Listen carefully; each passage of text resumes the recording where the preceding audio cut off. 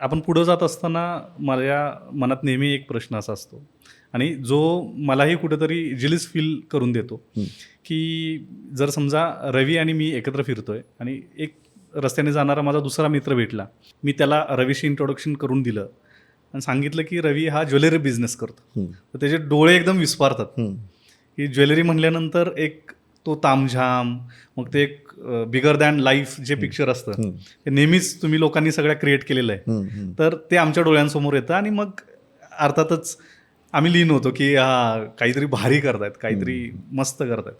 तर अशा या समृद्ध बिझनेसमध्ये करत असताना या बिझनेसच्या म्हणजे ही इंडस्ट्री चालते कशी, म्हणजे लोक गोल्ड कुठनं घेतात आणि मग हे आपल्याला विकतात, मग आता गोल्ड परत त्यांना विकत घ्यायचं असतं, तर ही सगळी जी इंडस्ट्री आहे ते चालते कशी? मनोज, मी तुम्हाला सांगू इच्छितो की गोल्ड बिझनेस ज्यावेळेस तुम्ही बघाल की तुम्ही शोरूममध्ये येता, तुम्हाला रेडी दागिने समोर दिसतात, तुम्ही त्याला पे करता आणि खरेदी करून घेऊन जाता. ठीक आहे. तर कस्टमर अँगलला वाटतो की नाही हा शोरूम आहे, शोरूममध्ये दागिने ऑलरेडी लटकत आहेत, आपल्याला चॉईस करायचं आणि विकणाऱ्याला फक्त विकायचं आहे. असं अजिबात नाही आहे, अजिबात नाही आहे. Gold is very complex business, खूप कॉम्प्लिकेटेड आहे आणि कॉम्प्लेक्स आहे.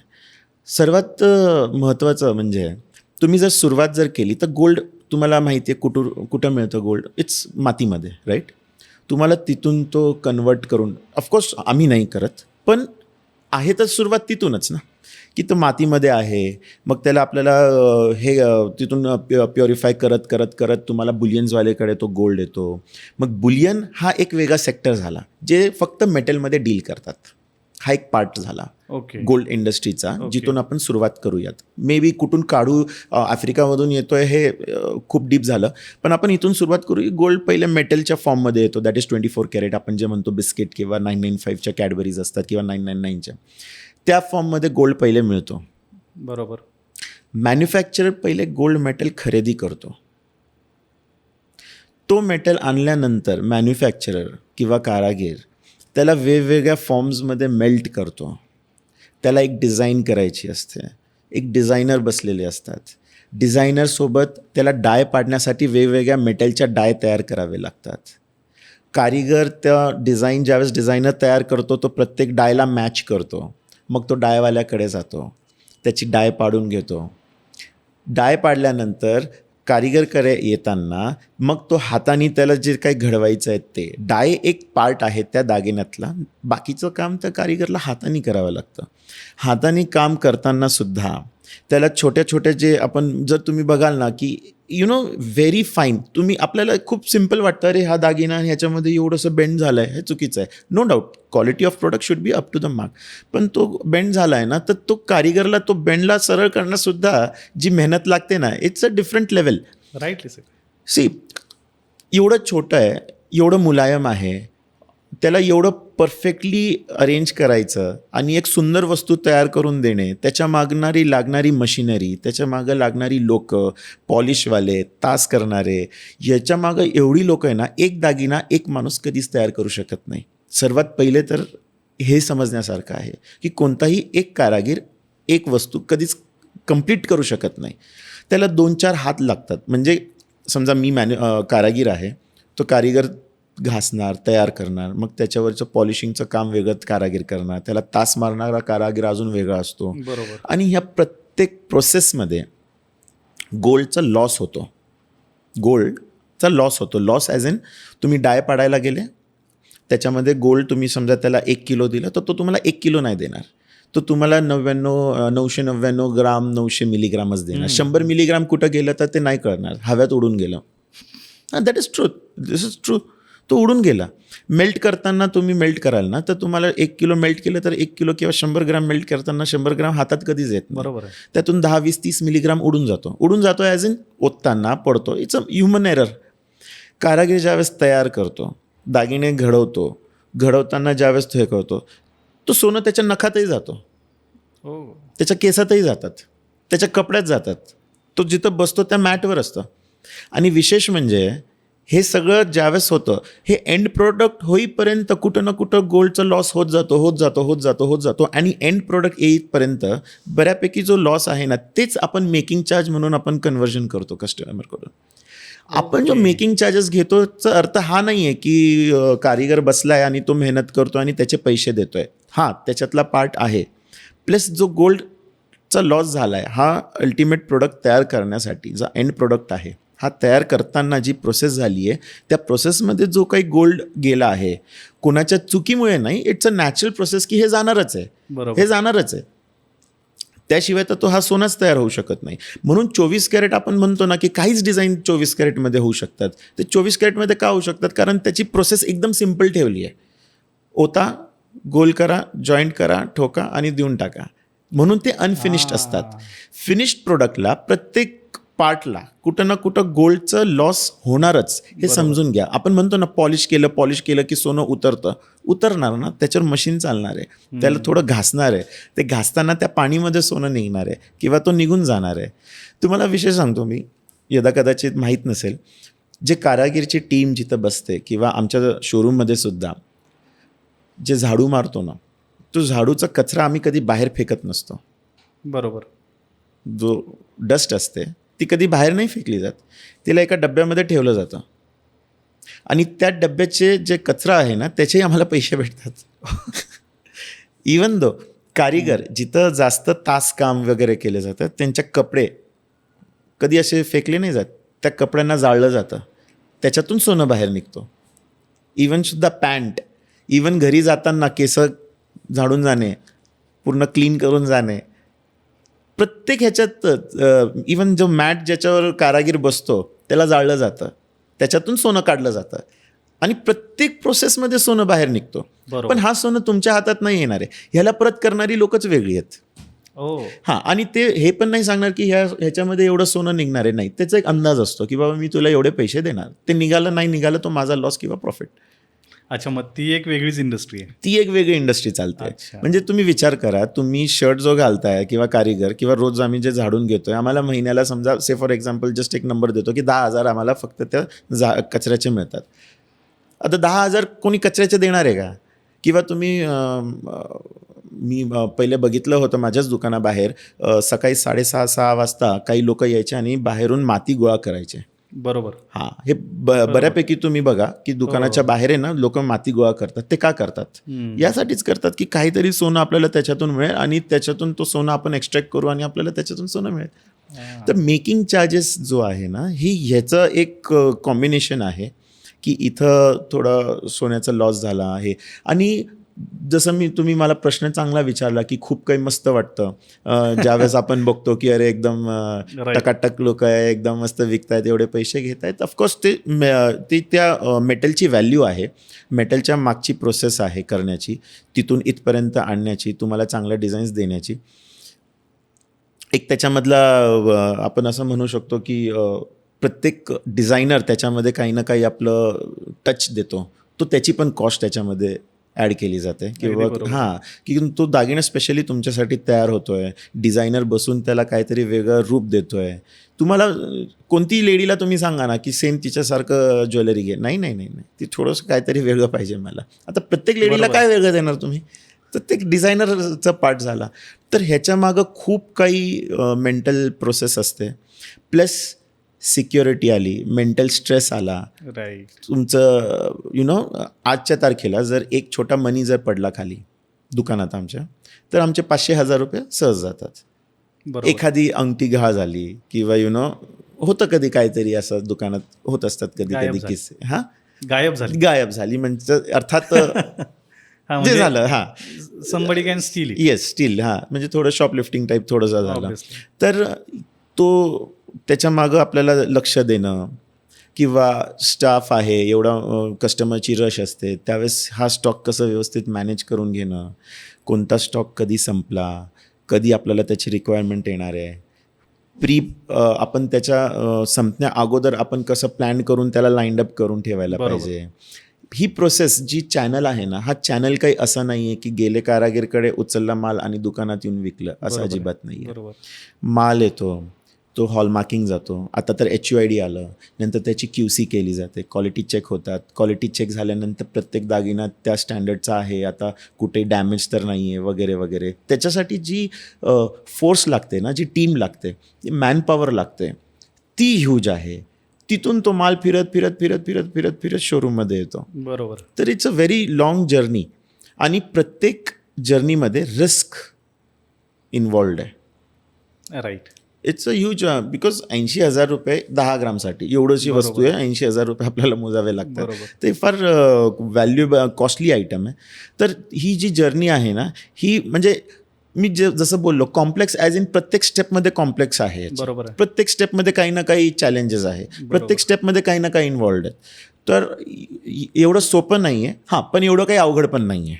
कारण असं नाही आहे की आपण करतोय म्हणजे आपण खूप भारी आहे. नो डाऊट आजच्या तारखेला काही लोकांचे 200 शोरूम्स आहेत, 300 शोरूम्स आहेत, तेही मॅनेज करतात. पण त्यांचे प्रोसेसेस मेंटेन्ड आहेत की बाबा नाही, या तर याच हिशोबाने चालणार, या तर याच तरच त्यात चुका होत नाही. आणि त्या प्रोसेसनी ज्यावेळेस प्रत्येक वस्तू चालते त्यावेळेसच तुम्हाला एक एंड रिझल्ट जो आहे ना तो परफेक्ट मिळतो आणि बघणाऱ्याला वाटतं हा इट्स व्हेरी गुड. तर प्रत्येकामागे एक प्रोसेस आहे. राईट. येस. ते एक्झिबिशन्स ऐकताना, सिंगापूर, दुबई हे सगळं ऐकताना आहे ना, being part of this creative industry, मला ते लगेच व्हिज्युअलायझेशन व्हायला चालू होतं की सोनं खरेदी केलं, आता तो निघालाय माणूस, दागा सोनं खरीद लिया है, बेच दिया है, किधर तक आया देखो. तर हा जो बॉलिवूडमधला नेहमीचा सीन असतो, तर तसं काय तुमच्याबरोबर आणता कसं सोनं? सिंगापूर, दुबईवरनं इंडियात सोनं कसं येतं? बघा, ह्या जसं मी बोललो की ग्लोबलायझेशन आहे. ज्यावेळेस आपण कोणतंही प्रोडक्ट बाहेर बघतो, ट्रेड करतो आणि इम्पोर्ट केले जातात, तर ह्याच्यामध्ये लॉजिस्टिक्स वगैरे इन्वॉल्ड आहेत. बेसिकली कसं आहे की तुम्ही तुमची ज्वेलरी तिथं सिलेक्ट करता किंवा डिझाईन सिलेक्ट करता. राईट. ती पार्टनर कंपनी जर इंडियामध्ये असेल त्यांची, तर ते इथं मॅन्युफॅक्चर करून तुम्हाला इथल्या इथं देतात. Okay. Right. If they are not from India आणि ते बाहेर आहेत, तर ते आपल्याला इम्पोर्ट करावं लागतं. आणि त्याच्यामध्ये लॉजिस्टिक्स इन्व्हॉल्व झाले, तुमचं इन्शुरन्स इन्व्हॉल्व झालं, या सगळ्या गोष्टी त्याच्यामध्ये आहे. तर अल्टिमेट मी जसं तुम्हाला बोललो की gold is not that easy, it's a complex. Right. त्याला समजणं थोडंसं अवघड आहे, पण होऊ शकतो. तर त्याच्यामध्ये ह्या पण गोष्टी आहेत की ज्यावेळेस तुमचं सोनं कुठून येतोय, नॉट इवन म्हणजे असंही नाही की आउट ऑफ इंडिया, तुमचं सोनं सपोज दिल्लीवरून येतोय, कलकत्तावरून येतोय, तर सगळीकडे रिस्क इन्व्हॉल्ड आहे. बरोबर. तर तो काय आहे, तिथं इन्शुरन्स केला जातो त्या गोल्डचा. ती इन्शुरन्स कंपनी त्याला हायपोथिकेट करते आहे. तिथून तो ट्रकमध्ये किंवा बसमध्ये किंवा फ्लाईटमध्ये किंवा ट्रेनमध्ये हे सोनं आणलं जातं. वॉल्टमध्ये असतं, म्हणजे तिथून तो ट्रान्सफर केला जातो त्यांच्या सो कॉल्ड नेटवर्कनी. आणि तसंच तो गोल्ड आपल्यापर्यंत येईपर्यंत रिस्क त्यांची असते, इन्शुरन्स कंपनी ती चार्जेस लावते. तर तो अल्टिमेटली एंड प्रोडक्टचा जो मेकिंग चार्जेस आहे ना, या सगळ्या गोष्टीचा एक समावेश असतो. त्याच्यामध्ये सगळं काही आलं. बरोबर बरोबर. येस. आणि आम्ही झगडत असतो मेकिंग चार्जेस कमी करा. तर तो मेकिंग चार्जेस बघा, मेकिंग चार्जेसचा अर्थ जसं मी बोललो, इट्स नॉट फक्त making charges. Right. It's about the process. Manpower लागते आहे तुम्हाला. एक कोणत्याही कस्टमरला ज्यावेळेस मी म्हणतो की त्याला वाव फिलिंग यायला पाहिजे माझ्या शोरूममध्ये येताना आणि कावेड्यामध्ये परचेस करताना, तर ते वाव फिलिंग केव्हा येते, ज्यावेळेस तुमच्या प्रोडक्टच्या मागची जी लाईंड अप प्रोसेस आहे ती प्रत्येक process up to the mark असायला पाहिजे. बरोबर. म्हणून मग एखादी सिंपल डिझाईन असेल आणि त्याला X% मजुरी किंवा ठरवली जाते. तर त्यावेळेस मला प्रश्न नेहमी पडतो, यार एवढी सिंपल डिझाईन आहे, एवढी मजुरी कशाला घेतात. सो त्याच्या पाठीमागची ही सगळी प्रोसेस आहे. तुमची मॅन पॉवर त्याला किती व्यवस्थित चेक करते. तुमचा प्रोडक्ट तुमच्या ट्रेमध्ये आहे, पण तो ट्रेमध्ये येण्या अगोदर वॅरेंटेर तर नाही झाला, कुठं दबलं तर नाही आहे, एखादी टिकली तुटली तर नाही आहे, कुठं काय खराब स्क्रॅच तर नाही आले, तो तिथपर्यंत लक्ष ठेवला जातो आणि तरच तो कस्टमर बाय करणार आहे. बिकॉज तुम्ही तुमचे हार्ड अँड मनी आहेत, कस्टमरनी मेहनतीने पैसा कमवला आहे, तो ज्वेलरीवर तो स्पेंड करतोय, मग तो खराब प्रोडक्ट का परचेस करणार. तर त्याच्या मागं जर मी लक्ष नाही दिलं किंवा खराब वस्तू किंवा खराब म्हणण्यापेक्षा एक डॅमेज वस्तू विकणार, तर त्या सगळ्या गोष्टी सांभाळण्यासाठी खूप काही मॅनेज करावं लागतो. तुम्ही विचार करा ना, एखादी वस्तू कलकत्त्यावरून पुण्यात येते, बरोबर, तिथून तयार झालेली वस्तू फिनिश्ड प्रोडक्टमध्ये पुण्यात येताना किती प्रोसेसेसमध्ये ती जात असेल, काय होत असेल, तरी ती अनटच्ड येते आणि विकली पण जाते. राईट. म्हणजे त्याचं प्रिकॉशन किती घेतलं जात असेल. अच्छा, एक ज्वेलरी नाही ना, कितीतरी क्वांटिटीमध्ये ती ज्वेलरी Right, येते. right. ती त्याची पॅकेजिंग किती परफेक्ट असेल, त्या पॅकेजिंग मागं लागणारे सगळ्या गोष्टीचा सगळ्यांचे एक हात, सगळ्यांची मेहनत. मेहनत असते. सगळ्यांचं एक हे आहे ज्याच्यामुळे ते ही वस्तू इथपर्यंत येते तुमच्या हातात, कानात, गळ्यात, कुठे, की ती नीटनेटकी असायला पाहिजे. बरोबर आहे. या सगळ्यांचं मला याला समावेश आहे. लागूनच अजून एक प्रश्न आहे की बऱ्याचदा म्हणजे मला आलेला हा पर्सनल अनुभव पण आहे की 10 तोळ्यांची एखादी गोष्ट मी बनवायला टाकली तर ती कधीच 10 तोळ्यांची एक्झॅक्ट येत नाही. म्हणजे ती एकतरी 9.45 Yes, 65 yes. समथिंग किंवा मग 10, 10.15, 10.5 असं ते. आणि सांगतानाही तसंच सांगतात की एक्झॅक्ट 10 तोळ्यांची बनणं कठीण आहे. कठीण आहे, राईट. तर ती काय एक्झॅक्ट प्रोसेस असते का तुम्ही बिझनेस त्यातनं पण ग्रॅब करत असता, काय एक्झॅक्ट काय असतं? नाही, ह्याच्या मागं बिझनेस ग्रॅब करण्याचा काही उद्देश नसतो. ज्यावेळेस कस्टमर कोणताही प्रोडक्ट कस्टमाइज करायला लावतो, कोणताही प्रोडक्ट, से फॉर एक्झाम्पल तुम्ही जसं बोलले की मी 10 तोळ्याचा एखादी वस्तू तयार करायला दिली, तर ती वस्तू ज्यावेळेस तयार करण्यासाठी घेतली जाते तर 10 तोळे मेटल टाकून कधीच तयार होत नसते. बरोबर. मे बी त्याला 15 तोळे द्यावा लागतो त्या कारिगरला. ओ. येस. एखादा दागिना असाही असतो ज्याच्यामध्ये 20 तोळेही द्यावं लागत असेल. एखादा असंही दागिना असेल त्याला 12 तोळे दिलं तरी सफिशियंट आहे. बरोबर. Depends upon what kind of design you are selecting. तिथून ती गोल्ड कटिंग होत जातो जसं मी बोललो. होत होत होत होत होत ज्यावेळेस तो एंडला येतो ना फिनिश्ड प्रोडक्टवर, त्यावेळेस त्याचा ॲक्च्युअल वजन ठरला जातो की बाबा हां जसं तुम्ही बोलले की मी 10 तोळ्याचं ऑर्डर प्लेस केली तर मला तो 10 तोळ्यामध्ये पाहिजे. कस्टमरचं काय असतं की नाही, मी 10 तोळे दिली, मला 10 तोळे पाहिजे. एक्झॅक्टली बरोबर. बजेट तेवढं आहे. बजेटच तेवढा आहे, तो काहीच करू शकत नाही. आम्ही ॲज अ ट्रेडर आमच्या कारिगरला पण देतो की बाबा तू 10 तोळ्याच्या वर जाऊ नको अजिबात. कारिगर तो पण त्याच्या खालचा जो कारिगर असतो त्यालाही हेच सांगतो. तो परत त्या डाय पाडणाऱ्याला पण तेच सांगतो की मला तू एवढंच दे. बघा, एक नेकलेस किंवा एक गंठन किंवा एक काही हार बनवण्यासाठी किंवा एक बांगड्या बनवण्यासाठी 1-2 गोष्टी लागतात असं नाही आहे. बरोबर. हजारो टिकल्या लागतात. प्रत्येक टिकलीचं वजन इव्हॅल्युएट करायचं आहे, प्रत्येक मणीचं वजन इव्हॅल्युएट करायचं, तारेची थिकनेस इव्हॅल्युएट करायची आहे. तर त्याला 0पासून रिव्हर्स घ्यावं लागतं. तुमच्या 10 तोळ्यापासून मागं यावं लागतं. पहिले ह्याच्यासाठी 11 तोळे, त्याच्यासाठी 12 तोळे, त्याच्यासाठी 13 तोळे. मग ते कटिंग होत होत होत होत होत आणि ज्यावेळेस तो एंड प्रोडक्टवर येतो ना, ज्यावेळेस त्याला फिनिशिंग केली जाते, समजा तास मारणं झालं किंवा पॉलिश करणं झालं, पॉलिश करतानाही सोनं उतरतो. बरोबर. आता त्याचा एक अंदाज असतो की तास मारताना जे आपण ज्यांनी कटिंग्स म्हणतो, बेसिकली तास मीन्स कटिंग्स, तो कटिंग करताना त्याचा एक अंदाज असतो की मी 105 ग्राम सोनं दिलं ना तर तो कटिंग करून देईल, ज्यावेळेस तास त्याच्यातून निघेल तर 102 ग्राम माझ्या हातात येणार, असं एक कारिगरचा अझम्पशन असतो. आणि 1 ग्राम मग पॉलिशवाला काढून घेईल किंवा पॉलिश करताना सोनं निघून जाईल त्याच्यातून 1 ग्राम. एक एक्झाम्पल देतोय मी, नॉट एक्झॅक्टली 3 ग्राम 2 ग्राम, पण एक एक्झाम्पल देतोय. तर ज्यावेळेस कारिगर 105 ग्राम समजा एक फिनिश प्रोडक्ट होऊन आला, नॉट फिनिश, सेमी फिनिश्ड, तासवाल्यांना जिथं 3 ग्राम काढायचं होतं चुकून म्हणा किंवा जिथं संपलं त्याचं काम, तो झाला 2 ग्रामच.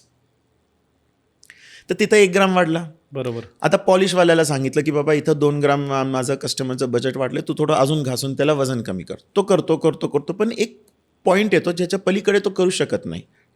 नाहीतर तो दागिना डॅमेज होणार आहे, दागिनाच डॅमेज होऊन जाईल.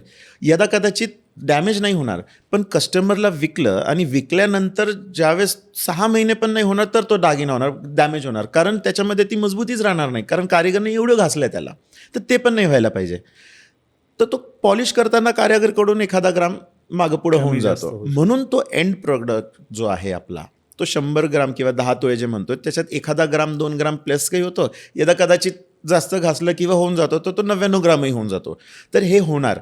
आणि फिनिश लकीली जर झालं तर अतिउत्तम, पण होणारच ह्याची काही गॅरंटी नाही आहे. प्रयत्न सगळीकडून केले जातात, पण end result is not in your hand. कुठंतरी थांबावं लागतं. आणि हे नॉट सेट बट अंडरस्टूड आहे की बाबा तू कर, कारिगर पण प्रयत्न तोच असतो, पण 100% तो पास होणारच प्रत्येक वेळेस असं नसतं. थोडंफार आपल्याला समजून घ्यावंच लागतं त्या गोष्टी.